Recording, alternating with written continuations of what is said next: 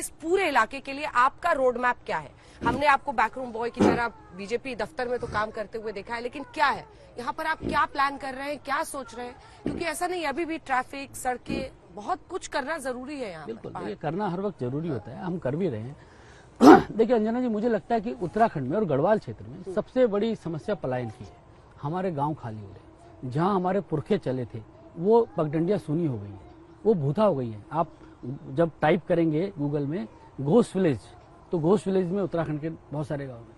हमको उन गाँवों को आबाद करना है, हमें पलायन को रोकना है, उस पलायन पे हमको काम करना है। इस देवभूमि ये सिर्फ हमारे लिए नहीं है, ये पूरे सनातन धर्म के लिए देवभूमि है। ये गंगा मैया है, पूरे देश के लोग आते हैं।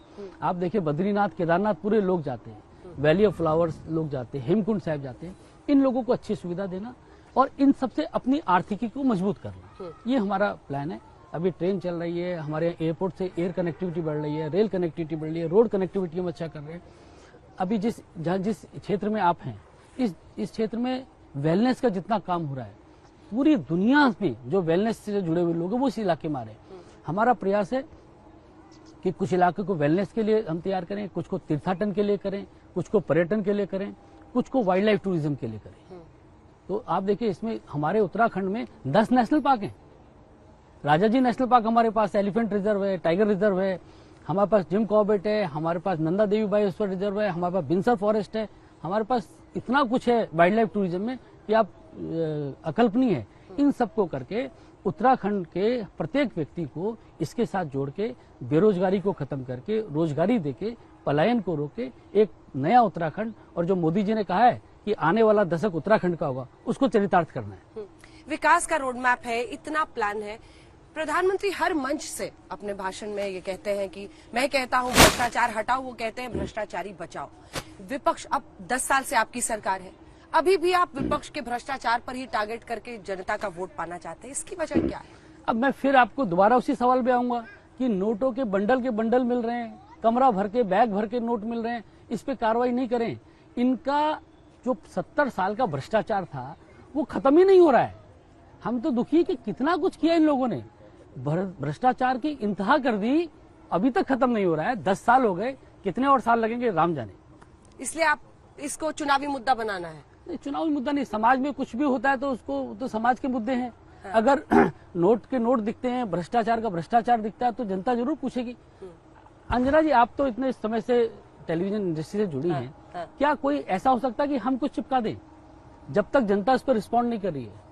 जनता चाहती है, जनता कहती है, जब देखती है सारा भ्रष्टाचार तो कहती है मोदी जी ने अच्छा किया। और देखिए अंजना जी, आप लोग कुछ कहें, मैं जनता के बीच में रहता हूँ, जनता कह रही है मोदी जी के ना कोई आगे है ना पीछे। हम 140 करोड़ रुपए उनके पास, आप लोगों का काम आसान हो जाता है नहीं, पीएम की लोकप्रियता की वजह से। तो ये तो हमारा सौभाग्य है, इसमें क्या है। अब उनके पास ये सौभाग्य नहीं है तो इसमें हम लोग क्या कर सकते हैं? हमारा सौभाग्य है कि हमारे पास एक ऐसा नेतृत्व है।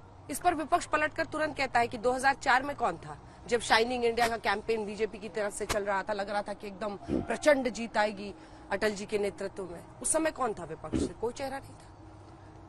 देखिए क्या है, उस वक्त की परिस्थितियां बिल्कुल अलग थी, आज की परिस्थितियां अलग हैं। आज किसी को भी नहीं लगता है, आज किसी को भी लगता है उस वक्त की परिस्थितियां भिन्न थी। आज किसी को नहीं लगता कि विपक्ष कहीं पर है, विपक्ष खड़ा भी हो रहा है। विपक्ष घुटनों पे नहीं, अब विपक्ष रेंग रहा है। अब रेंगता हुआ विपक्ष तो कुछ कर नहीं सकता है। और जनता ने तय कर लिया है कि मोदी जी का जिस तरह का नेतृत्व है, देश को कहाँ लेके जाना है।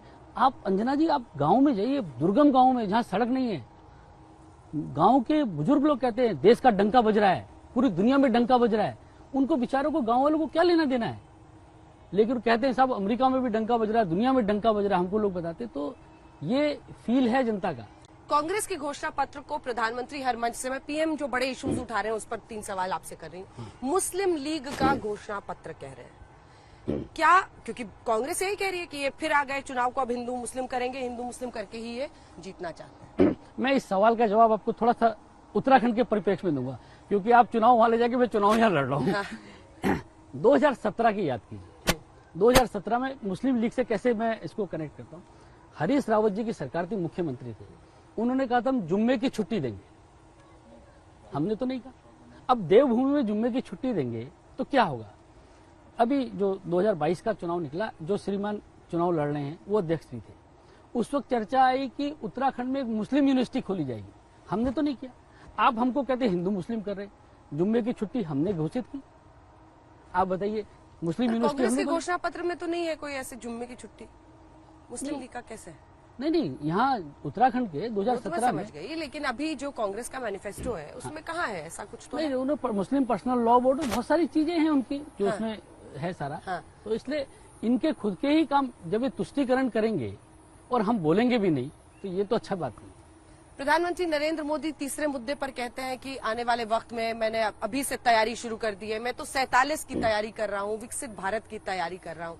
तो विपक्ष कहता है कि आपकी पार्टी अब अहंकार में आ गई है और आप लोगों को लगता है कि अब तो जनता हमेशा हमें ही वोट दे। अगर किसी को ये लगता है कि देश को विकसित भारत बनाना अगर अहंकार है, तो उनकी उसकी जो रसातल में गए उसका कारण यही है।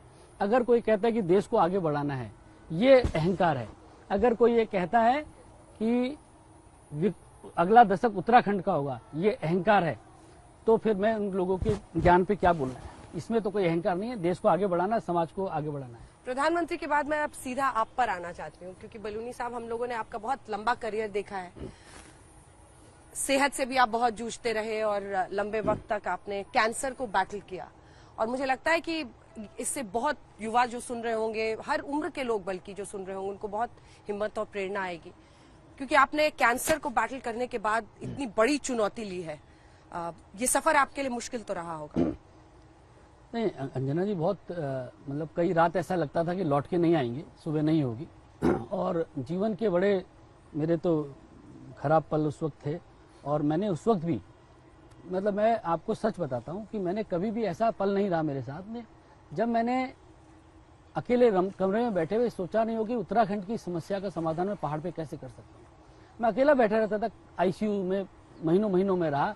उस वक्त भी मेरे दिमाग में उत्तराखंड जरूर रहता था कि मैं पहाड़ में कैसे समस्याओं का समाधान कर सकता हूँ। ये मेरे दिमाग में जरूर रहा। और जब मैं लौट के आया तो मैंने सोचा मेरा जीवन मुझे फिर से मिला है। अब इस जीवन का बड़ा हिस्सा, इसका बड़ा पार्ट मैं उत्तराखंड की सेवा में अपने लोगों के लिए लगाऊंगा। और मैं जरूर ये कहता हूँ कि मेरे जो जीवन का क्षण क्षण है और कण कण है, अब इस गढ़वाल और इस उत्तराखंड के काम आएगा, अपने समाज के काम आएगा। इस तरह पार्टी ने उस वक्त साथ दिया आपका जब आप इतनी लंबी बीमारी से जूझ रहे थे, अस्पताल अब आपने में ये सवाल जो पूछ लिया है, मैं कभी इसको शेयर नहीं करता, मैंने कभी किया भी नहीं। लेकिन ये पार्टी बहुत अलग पार्टी है। मैं आपको अब कहता हूं मैं कि मेरी जान बचाने के लिए मेरी पार्टी ने जो किया वो दुनिया में कोई नहीं कर सकता। माननीय प्रधानमंत्री जी ने जो एक छोटे से कार्यकर्ता के लिए उस वक्त किया, मैं कभी जीवन भर भूल नहीं सकता। गृह मंत्री जी ने जिस प्रकार का किया, अंजना जी, बहुत मतलब मेरे यहाँ ड्यूटी लगाई जाती थी कि कौन कौन कार्यकर्ता रोज आएगा, कौन इलाज की व्यवस्था करेगा। अनिल अस्पताल में है तो फला मंत्री एक दिन जाके मिलके आए, फला मिलके जाए, उसका मनोबल बढ़ाना है। इस तरीके से परिवार के मुखिया की तरह प्रधानमंत्री जी, गृह मंत्री जी, नड्डा जी, सबने व्यवस्था की। और मैं इसको जीवन भर कभी भुला नहीं सकता कि कैसे एक परिवार की तरह भारतीय जनता पार्टी करती है। ये कोई और जगह, कहीं किसी जगह हो नहीं सकता, ये दुनिया भर में नहीं हो सकता। अनिल बलूनी जी, अगला इंटरव्यू 4 जून को, आपने कहा है उत्तराखंड की सारी सीटें बीजेपी को आ रही है 4 जून को अगला इंटरव्यू। निश्चित तौर पे 4 सीटें और 400 पार, और 500 सीटें और 400 पार।